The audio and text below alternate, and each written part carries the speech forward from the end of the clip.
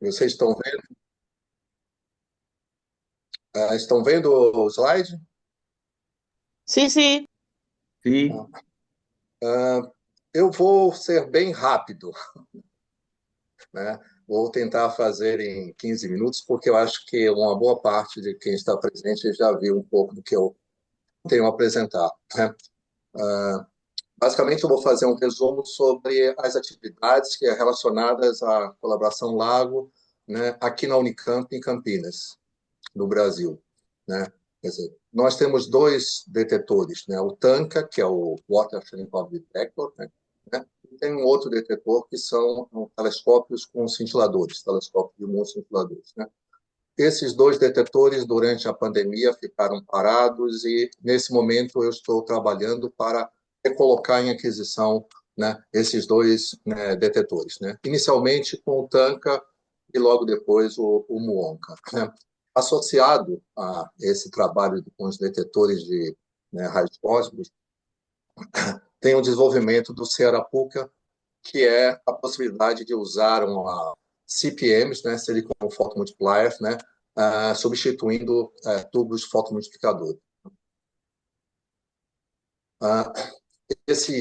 Aqui, na verdade, tem a localização onde estão esses dois detetores, né? O TANCA está no laboratório de leptons, né, na parte externa, né?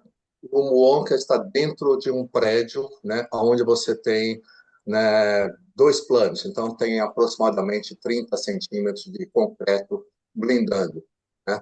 Mas, quer dizer, os muons estão na mesma localização, praticamente, sendo que os detetores do MUONCA, né, têm uma energia um pouco maior, né? Esse é o layout do Muonca. Eu não vou falar sobre o Muonca, porque na verdade não é esse o objetivo, mas ele vai estar em aquisição no próximo semestre, né? São 4 cintiladores, né, grandes cintiladores de 1,5 m por 75 centímetros por 5 centímetros de espessura. Então tem uma excelente relação sinal-ruído e a fotomultiplicadora que é utilizada em cada um deles, nesse formato trapezoidal, é uma Hamamatsu, né, de 5 polegadas, né? A aquisição é feita com uma eletrônica antiga, que é a mesma eletrônica que foi utilizada até agora no tanque. O tanque é Anderson, um Anderson, tanque, né? Sim? estás cambiando de diapositiva o sigues en la primera? Ah, estou mudando, sim. En- Não mudou entonces, aí? creo que nos solo Pero vemos la figura primera. claro, está la primera para nosotros, pues. Ah, não está mudando, eu não sei, porque eu estou mudando. puedes estar compartiendo una segunda pantalla o otra ventana, no sé. Deixa eu ver. Na verdade, estava gravando, eu não tinha comentado. Aqui está mudando, né? Não? No, No, creo que deberías dejar de compartir y intentarlo de Sí, nuevo. Ahora sí. ahí está, ahí cambió. claro, ahí sí. Aqui sim. Mas quando eu boto, na verdade, para ele fazer o F5, não. Aqui não. Não muda. Isso? No, cuando compartes pantalla, seguramente en el Zoom elegiste el Tá. Deve ter PowerPoint. alguma coisa. Então, dá para ver nesse tamanho? Sí, Aqui eu está não. bien. Aqui eu não Sí, se ve bien. ok. Sí, da, Ok. da sin problema. Ok. Aqui está Ahí mudando, está então, né? cambiando, sí. Ahí ya está Ok. cambiando.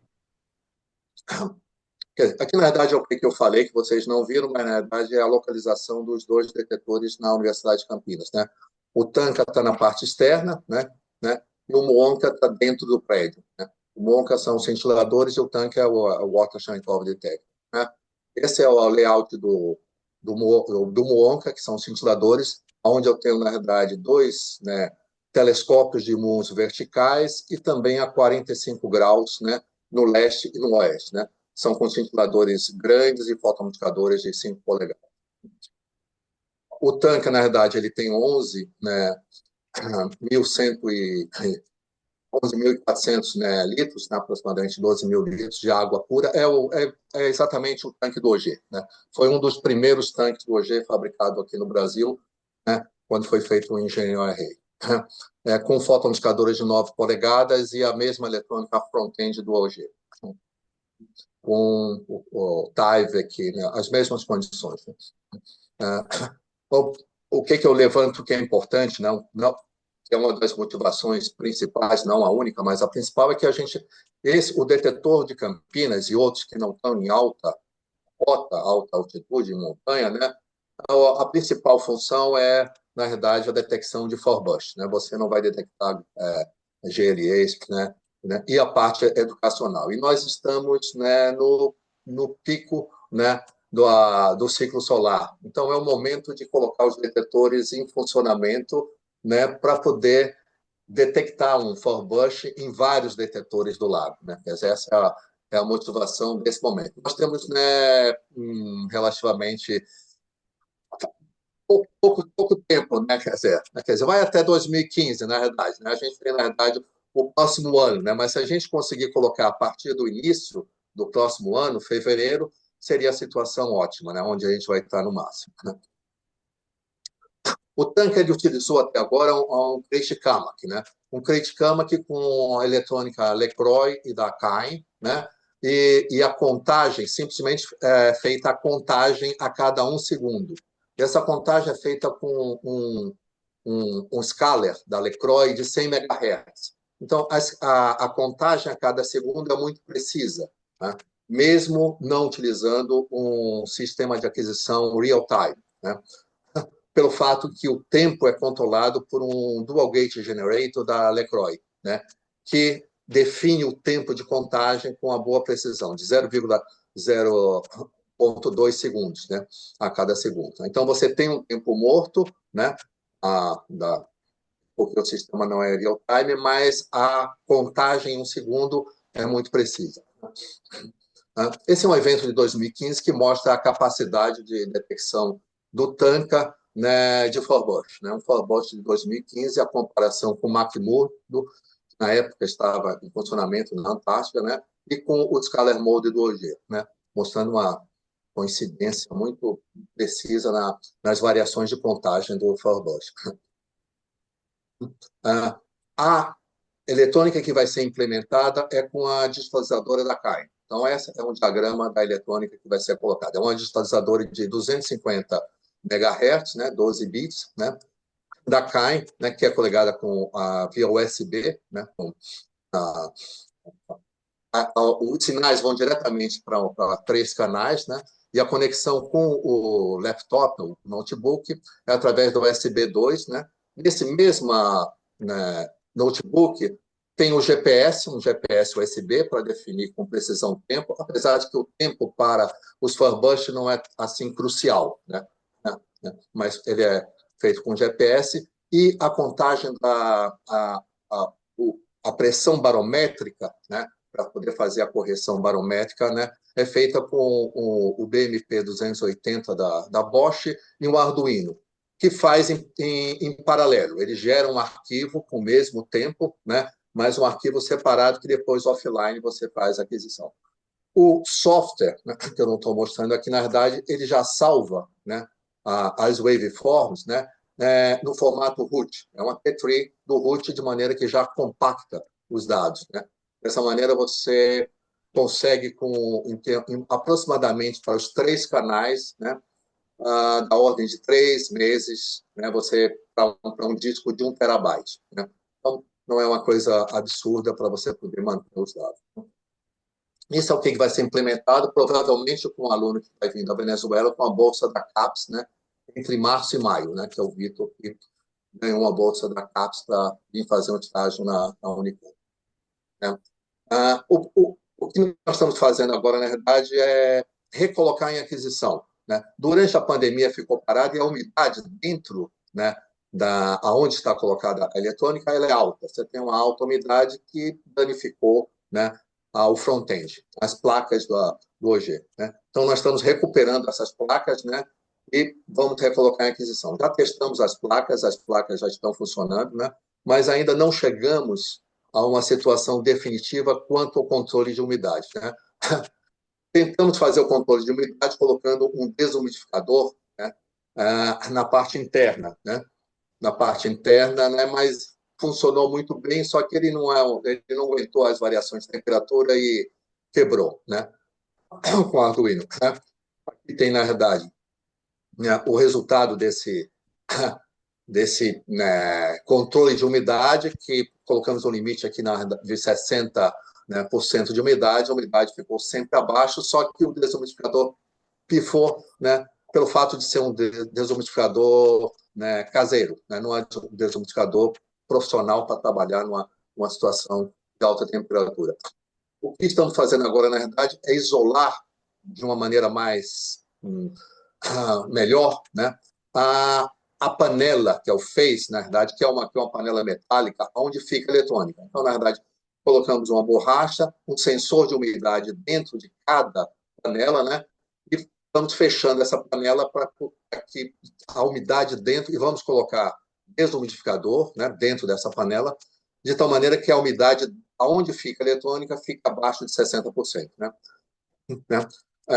Colocamos uma panela já, fizemos um espectro, né, para verificar a situação da água, né, e da fotoindicadora e do teste do front-end, né, e está tudo funcionando bem, né. Esse é o pico do muon para uma das fotoindicadoras, as fotoindicadoras 2 com alta tensão de 1000 volts e olhando o dinodo amplificado, né, onde nota-se claramente o pico do muon, mostrando que a água está boa, a eletrônica está boa, né. A gente tem que fazer agora controlar a umidade. Esse controle da umidade vai ser feito agora, né? Durante essa semana nós vamos instalar as 3, né? Não vamos deixar a alta tensão ligada, mas vamos monitorar a solução da umidade até a primeira semana de janeiro. A Unicamp vai fechar, vai ter um recesso de Natal, então vamos deixar durante o recesso de Natal. Eu vou estar em férias, vou sair, no dia 10 de janeiro aproximadamente, a gente vai ver o resultado desse novo sistema para colocar em aquisição. Essa é a situação do tanque, né? E a previsão é colocar ele em aquisição em fevereiro, março, ele está, né, funcionando 24 horas, continuamente, para fazer o acompanhamento, né, do ciclo solar. Eu diria que a gente tem 90 e tantos % de ter sucesso, né? O outro assunto é relacionado ao Cerapuca, né? Ao Cerapuca, nós fizemos um protótipo 1, né, com um projeto da FAPESP, né, que terminou o mês passado, né, onde nós, né, testamos, né, a possibilidade de utilizar, né, CPMs em Water Cherenkov Detector, né? Aqui são as vantagens de usar CPM, né? A CPM usa uma tensão menor, não é alta tensão de 1000 volts ou 2000 volts, a eficiência é maior, a fotoamplificadora é da ordem de 23%, os CPM são 50%, ela não tem um problema de exposição com a luz, a fotoamplificadora, você corre o risco de perder a fotoamplificadora, ela não tem age, né? Mas são muito pequenas, né? Então, a maneira de, né, solucionar isso, né, foi feito usando o conceito de Arapuca. O conceito de Arapuca, né, é você deixar os fótons de interesse, no nosso caso aqui são os fótons Cherenkov, né, entrarem através de um filtro de Kroik. E na parte interna, né, onde tem a Arapuca, existe a conversão desses fótons para um comprimento de onda maior, de tal maneira que o filtro de Kroik não permite eles saírem. Então, na verdade, eles ficam presos dentro da Arapuca até chegarem nas CPMs, onde você coloca 4 CPMs ou 8 CPMs.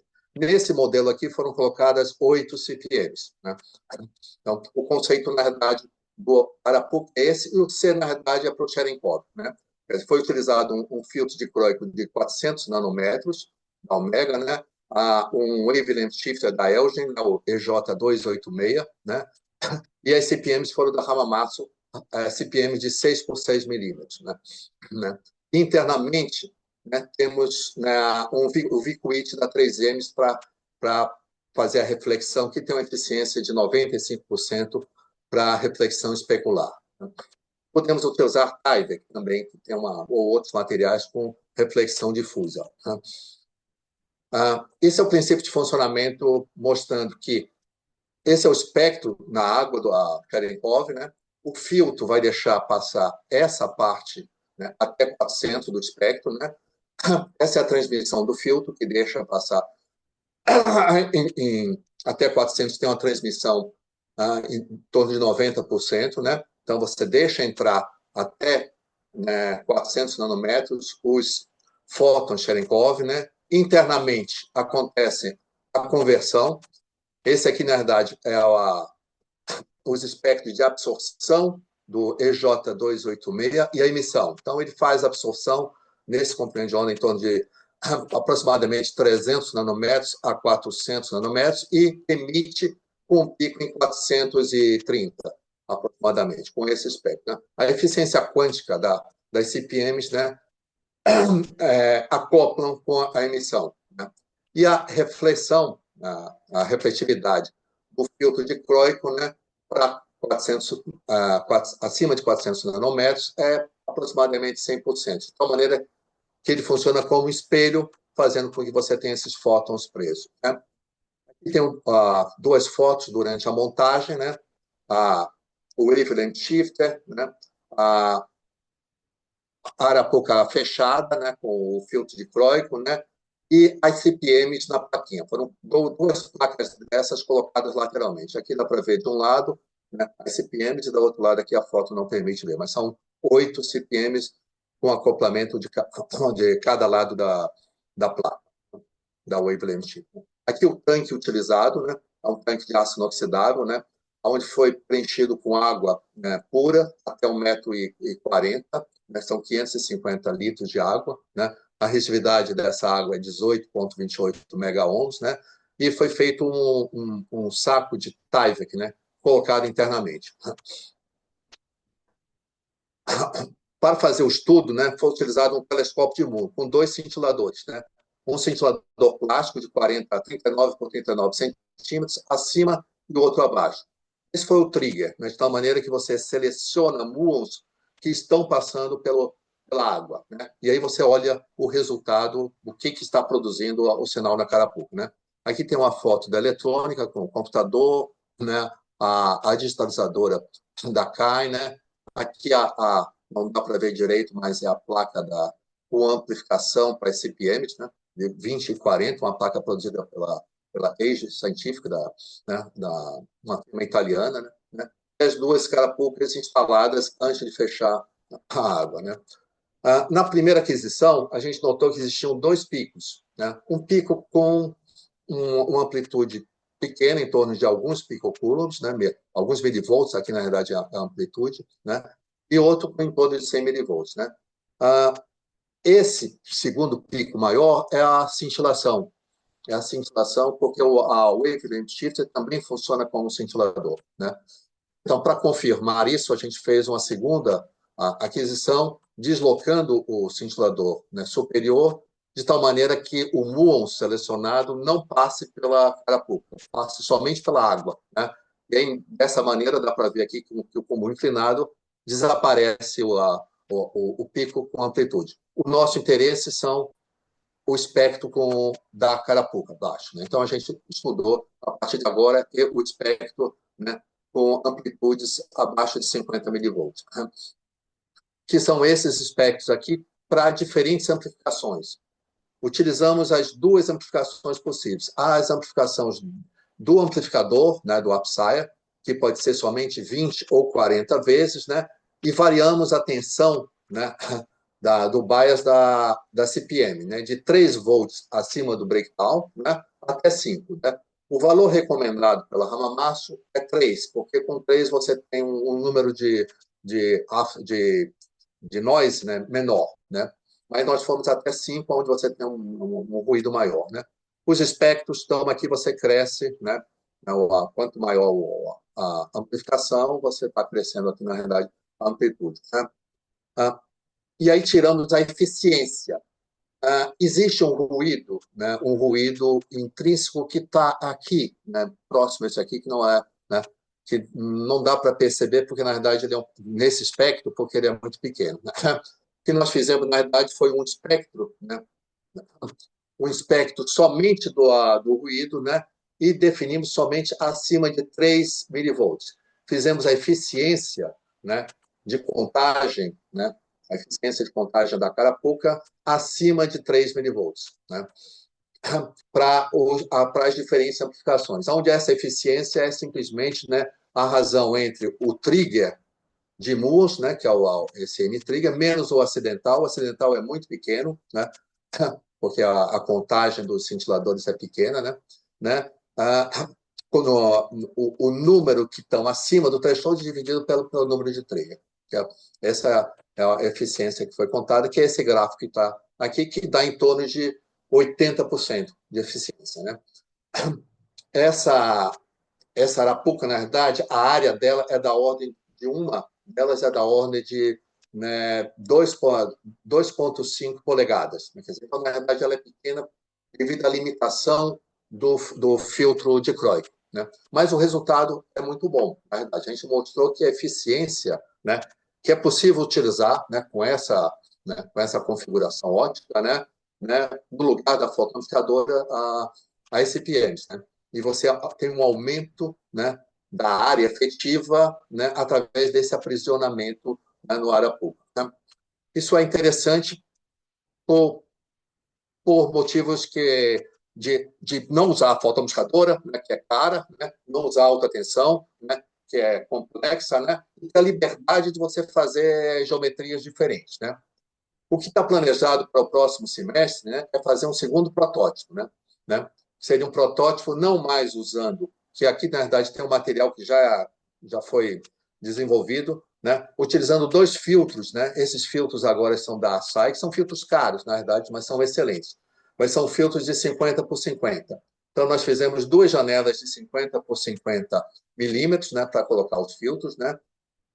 Esses filtros ficariam muito apertados aqui, então nós vamos colocar uma janela de quartzo, né, para poder ter um pouco de liberdade quanto à vedação em relação à água, né? E em vez de usar as CPMs de, né, 6 por 6, né, vamos usar um array de CPMs, que são 4 por 4, né, são 16 CPMs, né, num array, né, que vão ser colocadas, na verdade, vão ser colocados 2 desses arrays, né, que é esse quadradinho que está sendo mostrado aqui nessa montagem, né? E a eletrônica, né, foi desenvolvida uma eletrônica pelo engenheiro que está trabalhando atualmente no laboratório, que vai ficar no front-end, de tal maneira que a gente vai provavelmente ter uma relação de sinal-ruído melhor do que a que foi feito na versão 1, em que a eletrônica ficava fora, então você tinha um problema de ruído que não é muito fácil de controlar. Aqui, na verdade, tem o filtro de quartzo, a medida que foi feita aqui na Unicamp sobre o filtro que foi comprado, as características do filtro da SAI, né? É um filtro muito bom, na verdade, até 400, né, nanômetros também, né? O array da CPM, né, que é esse da Hamamatsu, né? E a pintura, né? A pintura do Wave Shifter, né? A gente está usando um equipamento, um blade coating, né, de uma empresa startup da Unicamp, que está fazendo de graça para a gente, que é uma coisa boa, né? A pintura né, uniforme, né? Atualmente pintamos em placas teste, né? Não pintamos ainda no filtro dicróico, né? Medimos a espessura com um profilômetro, né, no Instituto de Química, né? O resultado final a gente está fazendo com o fluorímetro da Uriba no Instituto de Química da Unicamp, né? Isso está sendo feito por uma pós-doc que trabalha no grupo de LEPS, que está também trabalhando com o carapuca, né? O resultado inicial é muito bom. Esse aqui, na direita, é do datasheet do fabricante, da Elgin, né, que mostra, né, o espectro de absorção e de emissão, né, do EJ298, na verdade, né? E aqui, na verdade, é o primeiro teste que foi feito, né, numa prova em que a gente reproduz, né, muito bem o que o fabricante, né, produz. Ainda não temos um controle, né, exato quanto à espessura, então vamos fazer ainda um lote de medidas em janeiro, né, antes de fazer a pintura no dicróico, né? Mas o resultado inicial é muito bom e mostra que eu acho que a gente vai conseguir fazer. Fazendo com a pintura, né, a gente vai eliminar, né, os pulsos altos, né, a cintilação na barra, na wavelength shift, de tal maneira que a gente, provavelmente, o esperado pelos cálculos, né, que fizemos é que com esse protótipo a gente vai ter um resultado melhor, né? Uma eficiência maior, e vai ter, na verdade, um resultado melhor do que o primeiro protótipo, né? Então, basicamente, era isso que eu queria falar. Na verdade, acho que deu os meus 15 minutos, né? Na verdade, colocar o Tanka novamente em funcionamento, né? O Muanca depois, né? E trabalhar no segundo protótipo. Esse segundo protótipo, né? A gente está enviando, na verdade, um projeto para o CNPq, atualmente, que vamos enviar na segunda quinzena de janeiro, né? Um projeto universal para financiar a segunda. A gente já tem uma parte, né, dos equipamentos, mas a gente precisa, na verdade, ter um projeto que permita fazer comprar as partes experimentais que a gente precisa. A gente está submetendo para o CNPq, isso deve sair só no segundo semestre, né? Provavelmente lá para julho deve sair o resultado, né? Se a gente vai ter esse projeto. É um projeto muito difícil de ganhar, porque é o Brasil inteiro, né? Todas as áreas, né? Então, a gente concorre com nanotecnologia, concorre com inteligência artificial, concorre com todas as áreas de outra biologia, né? Então, raios cósmicos não é né, tão, né, forte quanto as outras áreas, mas temos uma chance de ganhar e vamos submeter, né? Basicamente era isso que eu queria, né, colocar na situação do status da situação do trabalho aqui na Unicamp. Se tiver alguma pergunta, né, em relação, né, não sei se eu falei muito rápido em português, se deu para acompanhar. Parabéns, Anderson. Muito interessante a conclusão do trabalho. Achei que, bom, os resultados, primeiros resultados com C. arapuca estão sendo muito bons, né? E que tomara que saia a segunda versão e, e nada. A gente vai fazer a segunda versão, né? Isso é garantido. Se sair o projeto, melhor, né? Eventualmente, né, tem o Svigo que tem interesse também, né? Quer dizer, mas, né, a gente ainda não tem um produto pronto, né, para colocar. Então, né, eu diria que talvez um tanque no Paraguai seja a coisa mais objetiva, porque atualmente o design é mais ou menos esse que eu estou mostrando aqui. É uma caixa né, em alumínio, né, com um tubo que sai do tanque de tal maneira que você pode colocar, né, os cabos passando por esse tubo e acessar a eletrônica internamente, né? Então, é relativamente fácil instalar na parte superior do tanque, para fazer o que nós fazemos no Water Cherenkov Detector, né? Para colocar na parte de baixo, para fazer, né, gamma ray, né, é mais complicado, porque tem que ter um outro tipo de desenvolvimento, né? Mas para montar um tanque, né, fazendo contagem, como a gente faz, é relativamente fácil e a gente tem condições de fazer um protótipo e instalar em outro detetor, né? Tá? O que precisa é outro local ter o detetor, ter o tanque, ter o liner, ter o TEC, e aí, na verdade, a gente tem que fazer um furo, né, na tampa e a gente instala relativamente facilmente, né? Mas isso pode colocar no outro tanque já com o PMT normal? Dá para colocar os dois tipos de detetor no mesmo tanque? Sim, sim, o ideal é esse, né? O ideal. Nós, no início, né, o que nós fizemos, né? Nós colocamos nesse tanque, nós colocamos uma fotoamplificadora, né? E a primeira versão.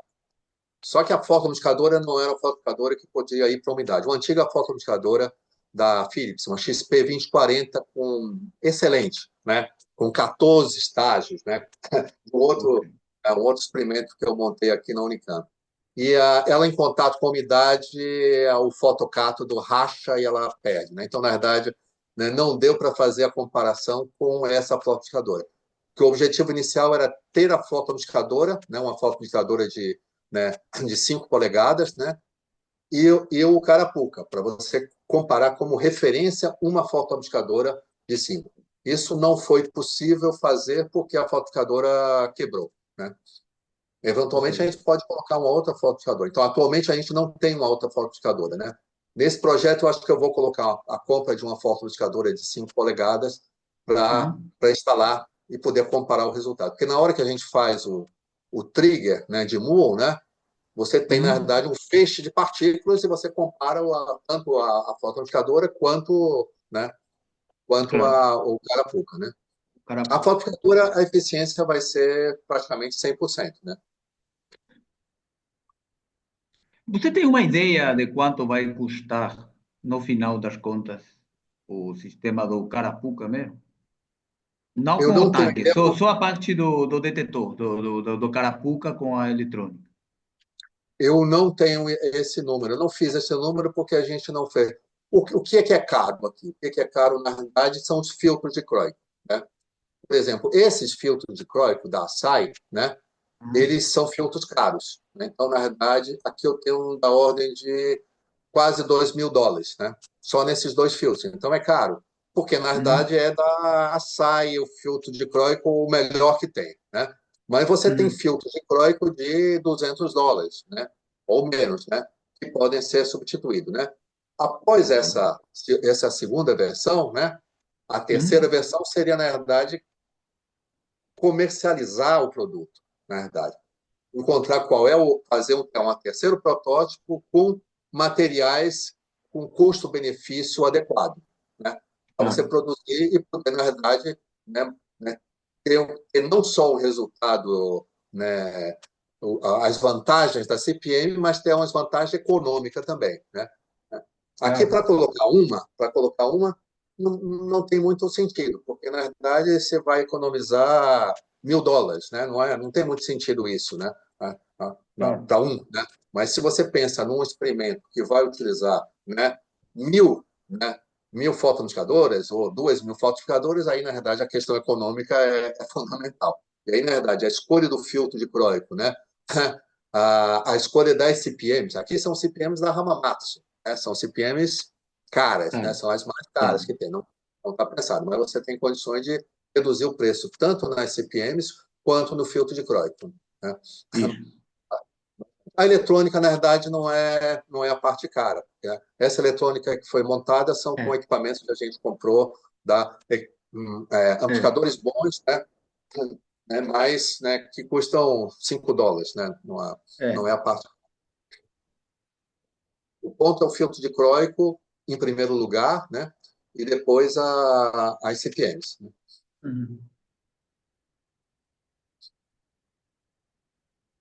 Bom, interessante, Anderson. Muito. Parabéns. A vantagem é que dá para fazer desenhos diferentes, né? Por exemplo, você pode montar, né, triangular, retangular, o volume é menor, né? Então, você pode pensar em fazer, né, o detetor se você tem um experimento que tem problema de espaço, né?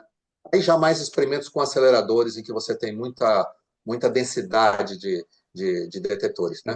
Você tem condições, na verdade, de fazer um detetor mais compacto e pode ficar, inclusive, próximo a um feixe de partículas, né? Isso para a física de partículas, né?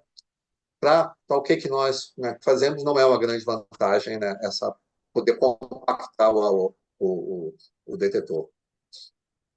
Ao contrário. A grande vantagem é a alta tensão, né, mais para frente o custo, né, e uma eficiência maior, trabalhar com 50%, uma eficiência maior. E não ter o desespero de queimar uma fotoamplificadora. É isso mesmo, é isso mesmo. De fazer algum erro e queimar uma fotoamplificadora, que é um evento trágico, né, quando isso acontece, né? Pois é, certamente. Bom, obrigado, Anderson.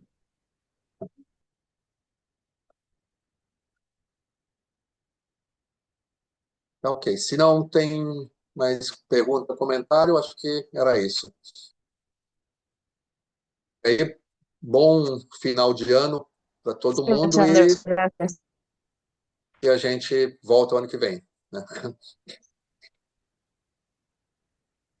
Obrigado, Anderson. Buone feste, Anderson, buone feste.